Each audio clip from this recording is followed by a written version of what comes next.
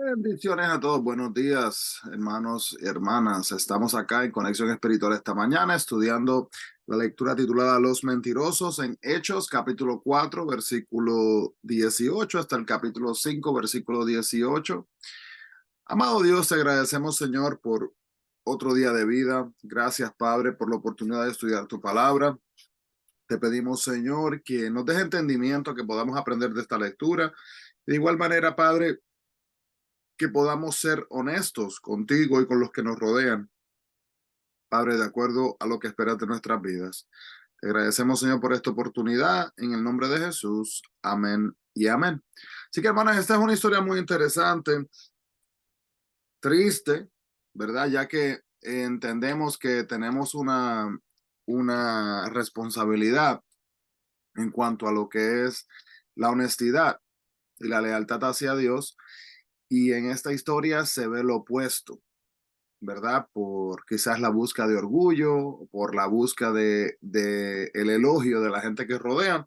Así que miremos acá, tenemos que, primero que nada,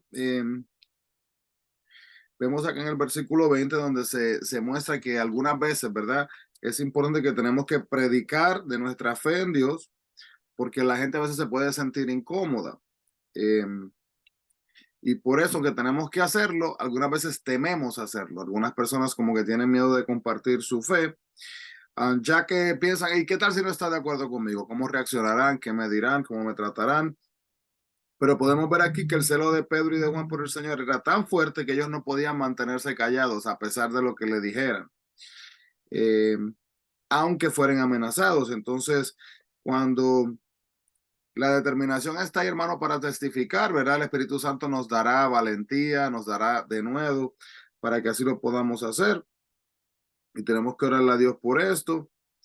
Dice Mateo 10:32, un versículo importante, que a cualquiera pues que me confiese delante de los hombres, yo también le confesaré delante de mí, de mi Padre que está en los cielos. Así que podemos ver acá también el versículo, los versículos 24 hasta el versículo 30 del capítulo 4 de Hechos, cómo estaban orando los creyentes. Lo primero que ellos hacían era que alababan a Dios, ¿verdad? Presentaban su problema específico y pedían su ayuda, pero no le pedían a Dios que le quitara el problema, sino pedían la ayuda de Dios en cuanto al respecto. Entonces, este es un modelo que nosotros debemos de seguir cuando estemos orando. Vamos a, aunque le podemos pedir a Dios que quite los problemas, si Él lo puede hacer, ¿verdad? También tenemos que reconocer que a menudo van a haber problemas en nuestras vidas que Dios va a utilizar para moldearnos en lo que Él quiere que seamos. Podemos ver acá también que en esta sección, Herodes Antipa, ¿verdad? Él había sido elegido por los romanos para gobernar y Poncio Pilato fue el gobernador romano de Judea y él fue presionado por la multitud que terminó sentenciando a sí mismo a Jesús. Dios es soberano sobre todos los acontecimientos de la historia para así poder cumplir sus propósitos. Entonces, lo que Él determina, hermanos, eso es lo que existirá, lo que pasará. No importa qué grande sea el armamento, no importa qué grande sea el ejército, ¿verdad? La inteligencia o estrategia militar, cuando Dios esté involucrado, ¿verdad? Va a ser la voluntad de Dios a pesar de, no importa. Entonces, podemos ver aquí también que el denuedo requiere valor para avanzar a través de nuestros temores y hacer lo que sabemos que asimismo es bueno. Tenemos más denuedo, ¿verdad? Como los discípulos, cuando oramos a Dios y le pedimos que nos dé ese valor, ¿verdad? Esa habilidad de poder continuar hacia adelante para poder compartir la palabra de Dios como Dios asimismo lo espera de nosotros. Para poder obtener este denuedo, vamos a orar por el poder del Espíritu Santo. También vamos a buscar oportunidades dentro de la familia y del vecindario para ir y poder compartir la palabra de Dios.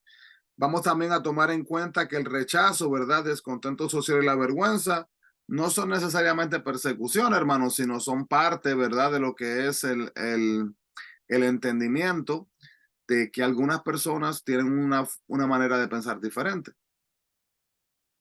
Y también empezar donde se encuentre. Vamos a ser audaz donde quiera que nos encontremos, sea en un ámbito pequeño del trabajo, en nuestra familia, ¿verdad? Con un vecino, con una vecina.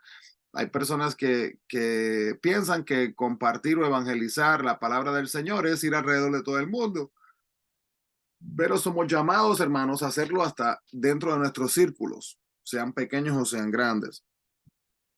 También podemos ver que las diferencias de opinión son inevitables en las personas humanas um, y pueden ser de ayuda si se saben controlar también bien. Pero es importante para la unidad espiritual que haya lealtad y asimismo entrega y amor a Dios y también a su palabra. Podemos ver aquí en el capítulo 4:32 que ninguno de los cristianos se sintió que lo que ellos tenían les pertenecía a sí mismo a ellos, sino que fueron capaces de dar y de compartir y eliminaron así mismo la pobreza que había entre ellos. Imagínense, hermanos, si nosotros en nuestra sociedad tomáramos lo que tenemos y le proveyéramos a los otros, no habría pobreza en nuestros alrededores. Un ejemplo simple, hermano, ¿cuánta agua se bota acá en los Estados Unidos?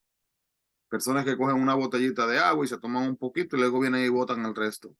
Y hay otros países, otras partes del mundo, hermanos, que no tienen ni agua para tomar, agua potable. Mire qué cosa. Si fuéramos más conscientes, ¿verdad? Podríamos hacer una diferencia también en los que nos rodean. La iglesia primitiva tuvo la capacidad de compartir posesiones y propiedades y como resultado que les dio el Espíritu Santo, obraron en la vida de los creyentes y por medio de ellos también y fueron utilizados. Esto es diferente a lo que es el comunismo. Algunas personas lo confunden en esto, pero es diferente porque fue algo voluntario. No involucró todas las propiedades privadas, sino lo que se necesitaba solamente. Y no fue un requisito para ser miembro de la iglesia, sino que fue algo, ¿verdad?, del corazón que le salió a la gente. La unidad espiritual y generosidad de estos primeros creyentes atrajo también a otros. Y entonces al atraer a otros, otras personas también se hicieron partícipes exactamente de lo mismo. Podemos ver en el capítulo 4:36 que tenemos a Bernabé José, que era un respetado líder de la iglesia, era un levita de nacimiento, miembro de la tribu judía, que cumplía deberes en el templo. Pero entonces su familia viene y se mudó a Chipre y de ahí no servía en el templo, pero viajó con Pablo en el primer viaje misionero y ahí estuvo trabajando entonces así mismo con él. Y ahora miramos, último, la historia de Ananías y Zafira en el capítulo 5. Podemos ver aquí que la iglesia estaba enfrentando problemas externos y problemas internos. Cosa, hermano, que no sucedió solamente en aquellos tiempos, sino que pasa en el día de hoy también. Dentro de la iglesia había deshonestidad, dolores de cabeza administrativos y fuera de la iglesia también se sentía la presión de la persecución. Los líderes de la iglesia fueron cuidadosos y sensibles al conducir los problemas internos, ¿verdad? Para no hacerlos más grandes ni crear problemas. Pero no había mucho que pudieran hacer para prevenir las presiones externas. Y a pesar de todo, mantuvieron el enfoque que era lo más importante, lo cual era difundir el evangelio, la palabra de Dios, de Jesucristo. Y a pesar de que Cristo venció en la cruz a Satanás, seguía activo tratando de que los creyentes tropezaran, ¿verdad? Eh, Como pasa en el día de hoy. La destrucción de Satanás es inevitable, hermanos, pero no ocurrirá hasta los últimos días y esa lucha, ¿verdad? Esa persecución del enemigo nos rodea. Podemos ver que el pecado de Ananías y Zafira no fue avaricia ni retener el dinero, ese no fue el pecado. Podían decidir si vender o no la tierra y cuánto dar. Su pecado, escucha esto bien, ellos pudieron haber quedado con el dinero y ellos decidían. El pecado fue que ellos mintieron a Dios y a su pueblo al decir que lo habían dado todo, pero en realidad habían reservado una parte para ellos. ¿Okay? Entonces, tratando de parecer más generosos de lo que en verdad eran. Y este hecho se juzgó con dureza porque la deshonestidad y la codicia destruyen la iglesia, impide que el Espíritu Santo obre con eficacia. Y hermanos, toda mentira es mala. ¿Okay? Hay gente, ay, que mentirita blanca, que mentirita rosada, que mentirita pequeñita, que mentirita. Las mentiras son malas, hermanos. Pero aquí una cosa diferente podríamos decir, o una cosa que podemos identificar, es que cuando mentimos tratando de engañar a Dios y a su pueblo en cuanto a nuestra relación con Él, destruimos también nuestro testimonio cristiano. Bien preocupante esa parte. El juicio de Dios a Ananías y a Zafira produjo horror y temor entre los creyentes y logrando que se dieran cuenta con cuánta seriedad castiga a Dios el pecado dentro de la iglesia. Hay un lugar que he mencionado en la lectura que es el pórtico de Salomón y era parte del templo construido por Herodes el Grande en un intento de fortalecer la relación de él con los judíos. Jesús enseñó y llevó a cabo milagros en el templo muchas veces. Y cuando los apóstoles fueron al templo, estuvieron cerca de los mismos líderes religiosos que conspiraron también para crucificar a sí mismo Jesús. Los creyentes no se atrevían a unirse a los apóstoles ni a trabajar a su lado porque temían enfrentar la misma clase de persecución que ellos enfrentaban. O quizás aún mismo hasta una condena similar a la que le termina siendo dada a Ananías y a Zafira también. Sí que la iglesia primitiva atraía a los creyentes por el poder y los milagros de Dios, la generosidad, la sinceridad, la honestidad, la unidad de los miembros y el carácter de los líderes. Estas personas no sanaron por la sombra de Pedro, sino por el poder de Dios que estaba obrando a través de Pedro, ¿verdad? Sabemos la historia que estaba pasando Pedro y la sombra, cuando la sombra cruzaba, la gente era sanada, pero no era la sombra, sino era este hombre, ¿verdad? Que estaba siendo utilizado como un instrumento para la sanidad. Así que era el poder de Dios. Los líderes religiosos estaban celosos y Pedro y los apóstoles ya habían ganado más respeto de lo que ellos habían dicho. La diferencia, sin embargo, era que radicaba en que los líderes religiosos demandaban respeto y reverencia para ellos mismos. Pero la meta de los apóstoles era lograr respeto y reverencia no hacia ellos, sino hacia Dios. Ahí había una gran diferencia. Los apóstoles tenían poder para hacer milagros, gran audacia en la predicación y la presencia de Dios en sus vidas. Sin embargo, no estaban libres de azotes y persecución. Ellos fueron arrestados, fueron encarcelados, azotados con látigos, hubieron calumnias hacia los líderes de la comunidad y también la fe de Dios, hermanos. Tenemos que entender esto bien importante. No termina los problemas, no aleja todas las cosas de la vida de una persona, sufrimiento, amargura, ¿verdad? Y este es un proceso, hermanos, de crecimiento que tenemos que confrontar y darle a Dios la oportunidad para que Él hace mismo hombre. Amado Dios, te agradecemos, Señor, por este estudio, esta reflexión, por estas palabras. Te pedimos que nos ayudes, Señor, a poder aplicarlas en nuestras vidas.